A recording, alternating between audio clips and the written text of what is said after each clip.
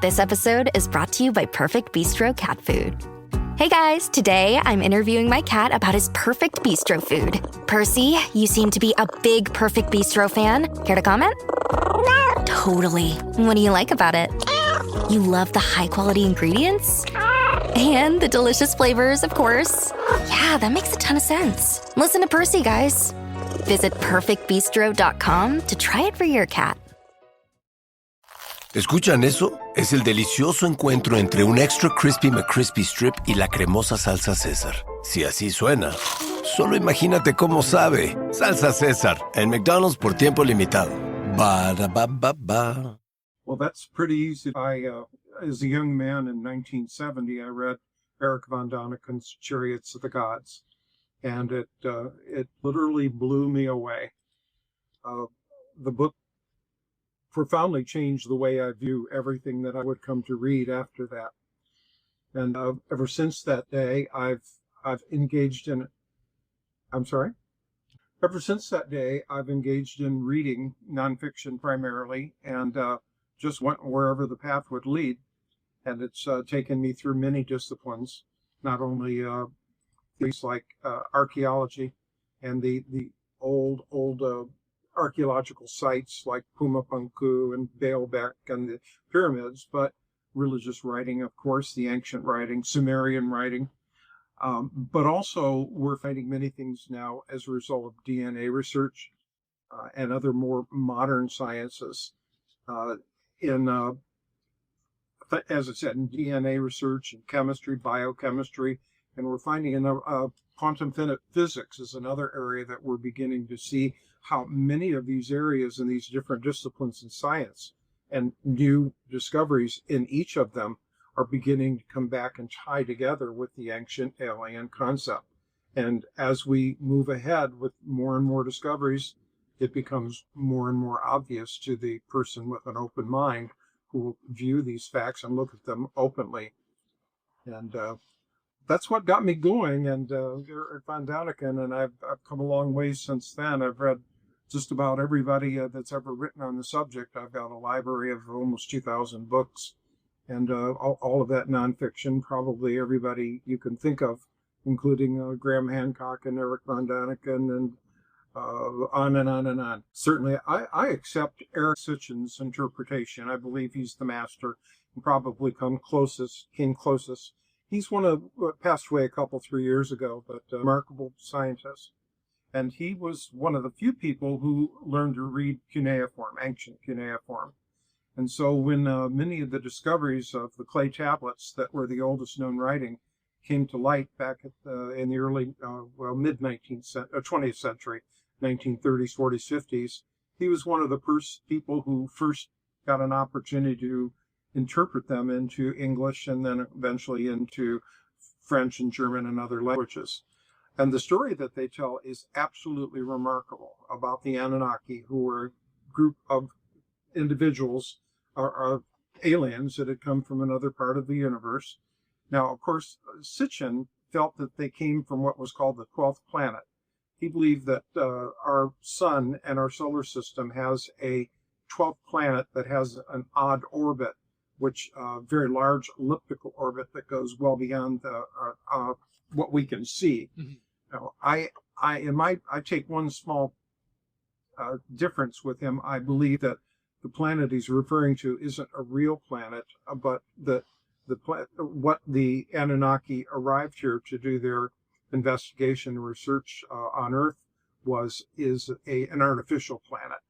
And I believe that makes more sense, more logic in terms of modern astronomy and what we know about the shape and size of our solar system, planet formation, Bode's law, and a number of things that have to do with the orbits of planets. But with that exception, in terms of the interpretation of what Sitchin had to say, I think most people are pretty much compelled to read it the same way. It's the understanding that is where the difference comes. What it says is very clear. Sitchin, of course, said that it was factual, that the Anunnaki were an alien race that did come here to look for valuable minerals and at some point discovered our pre-human ancestors and later manipulated the genetics in them to help assist in their work here on Earth, and that the most modern people today are a result of a mixture of Anunnaki genes, or I would say Homo sapiens sapiens, all the modern people of the world are a mixture of Anunnaki genetics and the oldest human form prior to that, which was Homo sapien. And the difference is most modern biologists and anthropologists believe that that was a myth, and that the story is interesting, but it was just made up by the Sumerians. The problem with that is when you begin researching, as I did in my book, and pointing out the differences, there are so many things that the ancient Sumerian tablets referred to that can, as an example, they knew about the asteroid belt between Mars and Jupiter. And that can't be seen without a telescope. So how is it possible that the Sumerians of 5,000-6,000 years ago knew that there was an asteroid belt there when it can't be seen? And there are bits of information in the old Sumerian texts that simply cannot be explained unless you have a very advanced scientific knowledge of a number of things. As an example, in addition to the planet that they came, artificial planet, the Anunnaki arrived on, they claimed that we had 11 other major heavenly bodies in the solar system. And when you look at it, that's exactly what we have. When you add the sun and Earth and Venus and Jupiter and Mars and Uranus and all the known planets, it happens to come up to 11. The 12th planet, of course, being the one that they arrived on. But my point is that there's so much correlation between what they wrote at an early date and what we know today about science, but have only learned in the last 50 to 100 years or so. And the incidence of them having that information, the coincidence, incidentally, is just too great. Mm-hmm. The odds are... Go further with the American Express Business Gold Card. Earn 3 times membership rewards points on flights and prepaid hotels when you book through AmexTravel.com. Whether your destination is a business conference or a client meeting, your purchases will help you earn more points for future trips. Experience more on your travels with Amex Business Gold. Terms apply. Learn more at americanexpress.com/business-gold. Amex Business Gold Card. Built for business by American Express. Tomorrow morning is knocking. Stock your fridge now. How about a creamy mocha frappuccino drink? Or a sweet vanilla? Smooth caramel maybe? Or a white chocolate mocha? Whichever you choose, delicious coffee awaits. Find Starbucks Frappuccino drinks wherever you buy your groceries. Yeah, sure. They speak for themselves. I agree. You know, there's a term that's been bandied about lately. It's called cognitive dissonance. Yeah. And it's a great expression. And what it basically means is that people learn things a certain way. They learn about the world and the things around them. And once they've learned that and lived long enough years with it, it's extremely difficult for them to accept a new approach. Mm-hmm. And I think that's basically what was coming to pass with the Anunnaki legacy. It's something that really happened, and we have plenty of proof around the world that it happened if for anyone with an open mind to explore. But people just don't want to accept it. In fact, I think that mainstream science today, I think the Achilles heel, the problem with their theory that there was no advanced engineering capability ever put to practice by the Anunnaki or a superior intelligence at earlier time in history, the fact they won't accept that, as you said, there are these things like the lenses and the hardness of stone, but the best way to turn that argument around and take something like Baalbek, the stones of Baalbek, the newest one. I understand they've just uncovered a newest one that's half carved that's over 1,600 tons. Wow. You're looking at 4 million pounds, 5 million pounds, something like that. But my point is that what I would challenge modern science, and I do in my book, is some tests that could be easily put to practice. And it's very simpler. And that would be to take a stone like the Stone of the South near Baalbek, or one of the H blocks at Pumapunku in Bolivia, and simply get an archaeological team for a modern university, wouldn't matter where it's from, and send them to Bolivia or Lebanon and have them recreate one of those stones by themselves without using modern tools. If they could do it with stones and sticks and stones and mules and horses and hemp and wood levers, let them have at it and do it. And my point is that any reasonable engineer will admit that that can't be done. So if you can't reproduce things that we can go and touch and see today, any human on the planet that has the means to travel to Lebanon, to the Bekaa Valley, and look at the stones that the platform is made of, or go to Bolivia, to Pumapunku, to Huánuco, and look at the stones that are carved there and see the intricacy and the weight and the size, and then challenge science to reproduce that, it's utterly laughable, really. Think about it logistically. How do you move something like that without giant power tools and hydraulics? It can't be logistically. You can't get enough hands or, around a stone or people to lift and move that. It would require tens of thousands of people to move that volume of weight. How do you get tens of thousands of people on a stone, around a stone that has a finite size? I think they're about 80 feet by 14 feet by 16 feet or so. It can't be done. So if you can't use people to move it and you can't use beasts of burden, what do you do?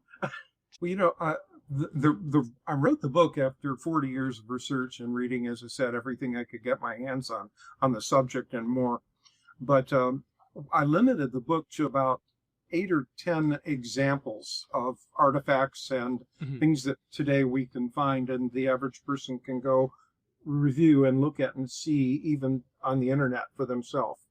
Did a radio program with them about a year, and one of the things we discussed were these very things, the ooparts, out of place artifacts that, like these stones that can't be made today or couldn't be made without modern engineering. And but I asked Eric what he felt was, in his mind, the strongest evidence of ancient aliens. For him, it was in a Mayan temple that was they found a tomb in it, and a giant tomb slab for, I believe it was Lord Uxmal, perhaps. I may have the name wrong, but it was a king or a priest or very high ruler of the Mayan Empire, and they have actually his skeleton and remains, but it's a very famous, the lid that is on the sarcophagus. The little palenque. It shows him control what appears to be a spaceship with his feet on pedals and his hands on levers. And it looks like he's in a spaceship that's flying through space with flames coming out of the bottom of it. Now, Eric felt that was strong. And I agree, that is very powerful evidence.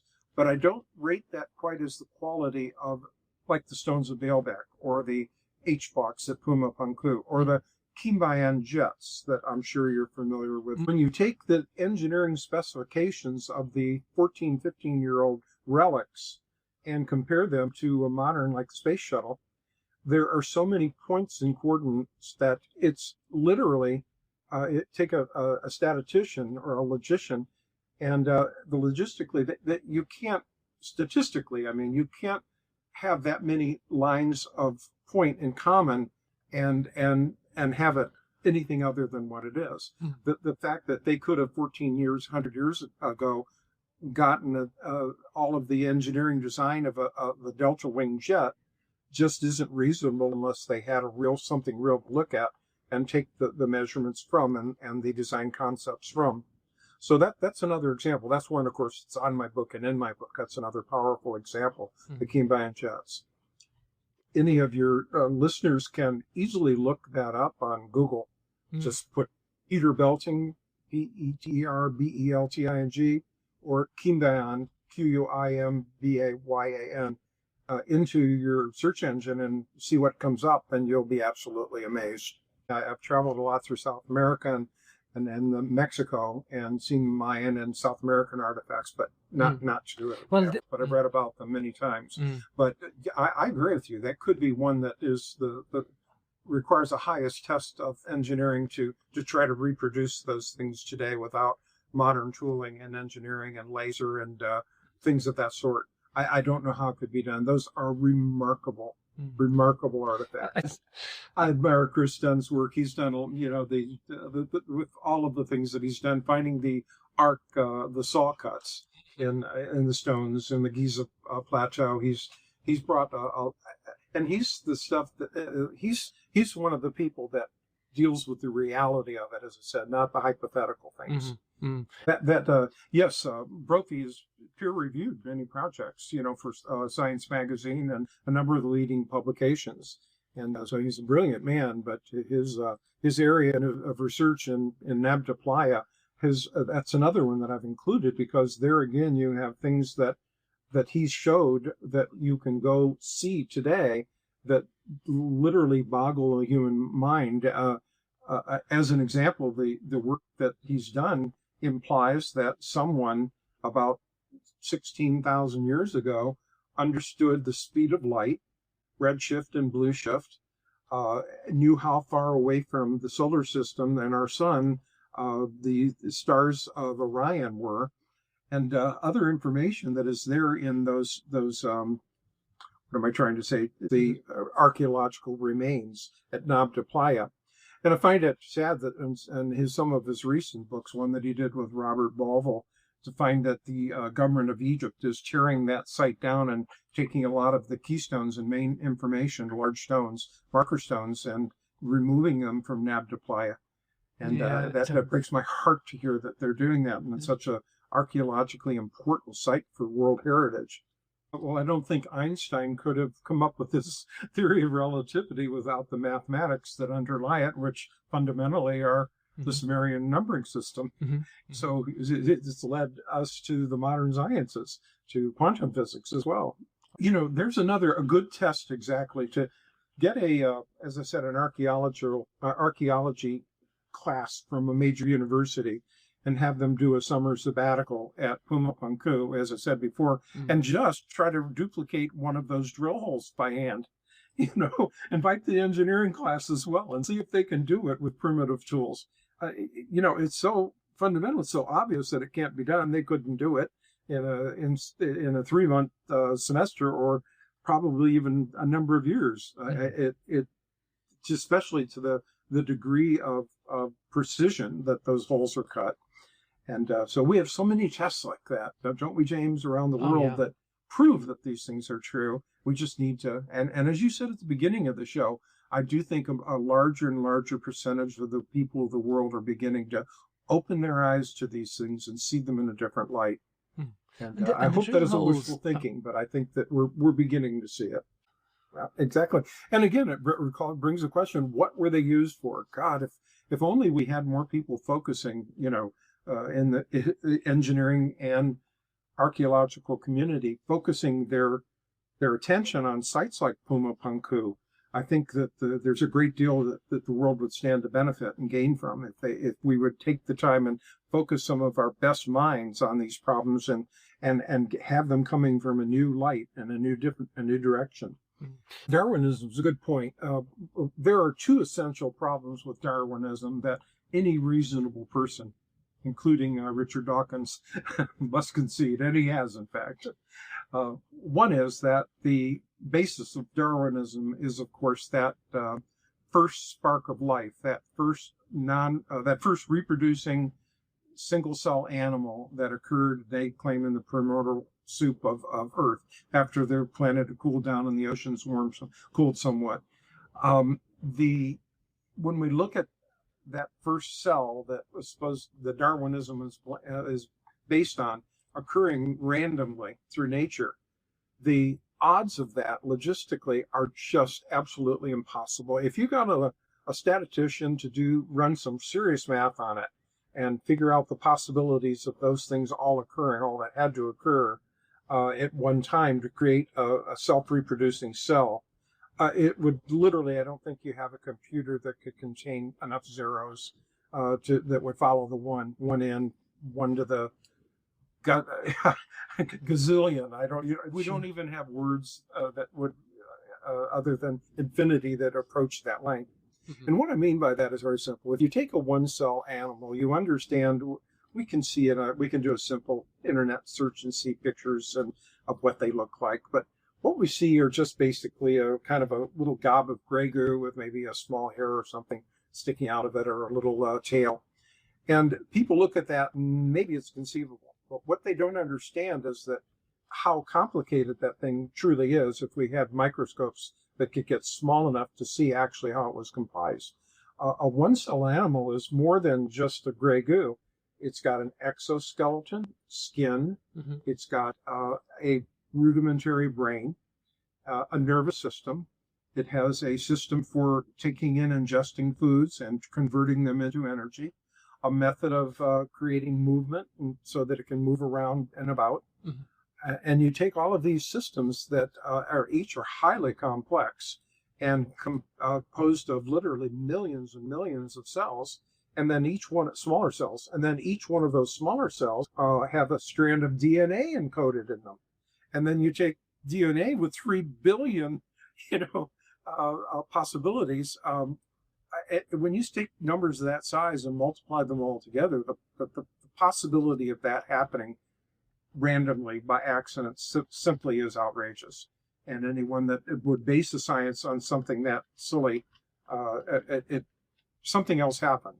And I can't account for the first light, but it's something we don't understand. It's different than what Darwinism says. You mean the ancient texts? Well, you mentioned the Epic of Gilgamesh and others.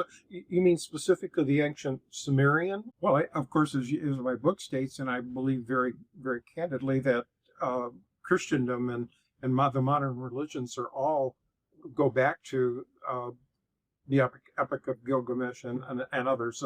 The major Sumerian book, it's slipping out of my mind at the moment, but that's one of those problems with age. Sure. These ancient books, I think, were actually the source for modern day religion, each of them. And I spent my longest chapter in the book was showing how each religion evolved out of ones that were older and before it, and the root of all of those things were Sumerian writings and understanding. Yeah, that's one of the subject, James, that I kind of stay a little bit apprehensive about. Not because I don't believe it's possible, especially David and Goliath. There's some accounts like that seem so real, but I'd really like to see hard evidence. I know I read there've been a couple of recent books written in the last year or two about giants, and apparently our Smithsonian Institute here in the United States has skeletons of the buried away of giants that came from the late 19th century here that were dug up here in the United States, and that may be true, but I'd really like to see them actual or someone. This episode is brought to you by Accenture. When your advertising operations fall out of sync, everything else follows. Spotify and Accenture are working together to reinvent the rhythm of ad sales, using automation, analytics, and smarter workflows to simplify campaign delivery and access better data across the business. The result? Less time spent on operations, more time connecting brands with the moments and fandoms that matter most. Learn more at Accenture.com/Spotify. The new LinkedIn Hiring Pro can't undo your last hire. The human postponer. They were the master of one phrase. I'll circle back on that. But 3 months later, you are the one doing all their work and wondering how big that circle is. But LinkedIn Hiring Pro can take the hiring load off your plate by automating the hiring busy work from the initial job post to scheduling interviews. Hire right the first time with LinkedIn Hiring Pro. Post a free job today at linkedin.com/quality. Introduce the theory of fact and see photographs of them and have them established by modern science. I don't discount them, but personally what I've tended to do myself is that I know that in the ancient languages that the word giant had different meanings. It meant large. In addition to meant large, it could have meant just important people. As an example, the Anunnaki being giants may have meant that they were simply very intelligent people that were big in ways other than not just size. They may have been 6 foot, 7 foot. We have a lot of accounts again in Sumerian that state that, and that I don't doubt. But in terms of big giants, 9, 10 foot and taller, I really wish we could see more evidence to support that. Not saying it doesn't exist, but I haven't read about it or seen it yet. So I don't mean to be anyone that believes in giants and accepts that. I don't mean to dispel them, but let's see more. Kind of like you nailed it. It was the Lord, not Pascal. It was the in the Mayan, the tomb cover. The little Palenque. Yeah, there you go, Palenque, the ruler Palenque. I'd like that you can look at and see, and yet it's still a little bit, skeptics can turn that around and beat it very easily. And up to this point, I think skeptics could have a very easy time with giants. So for me, it's a little easier to accept that the word giant maybe had a slightly different meaning in the Bible and some of the early works. Mm-hmm. It may have been big in a different way, meaning big intelligence and so forth.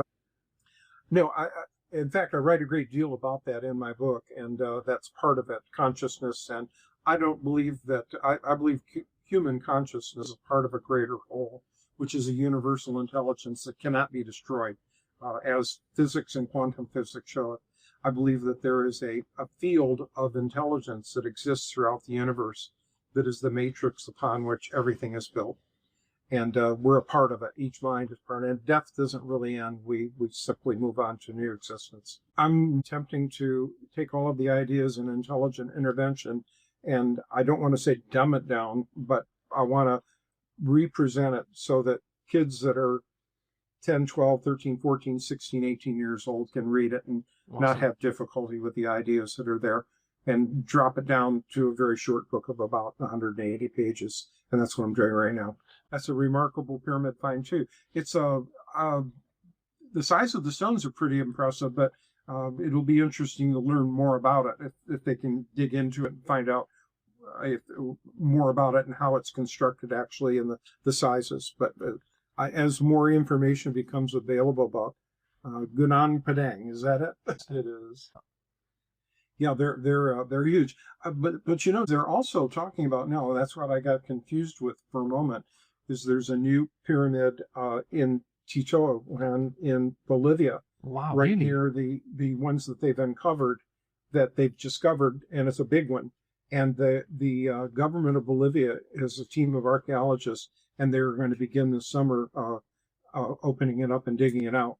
And really? It's supposed to be a huge pyramid, so that's going to be as I watch the development on that, that's going to be a big. I'm not giving up. I am selling the building. The final season of FX's The Bear. The restaurant is flooded. Everything's either going to be okay. No, stop. Or not. We are outgunned and we are outmanned, but we have each other. FX's The Bear, the final season. All episodes now streaming on Disney+. At ZocDoc, we know being a healthy adult is like living in a video game. Every day has side quests, taxes, laundry, birthdays, and just when you're leveling up, you have to book a doctor. The insurance portal crashes, they put you on hold, your doctor doesn't take your plan, game over. We see you, so we made booking a doctor easy. Download ZocDoc, search by specialty, insurance, and availability. Book instantly, no cheat codes required. Find a doctor you love with ZocDoc. Story as well.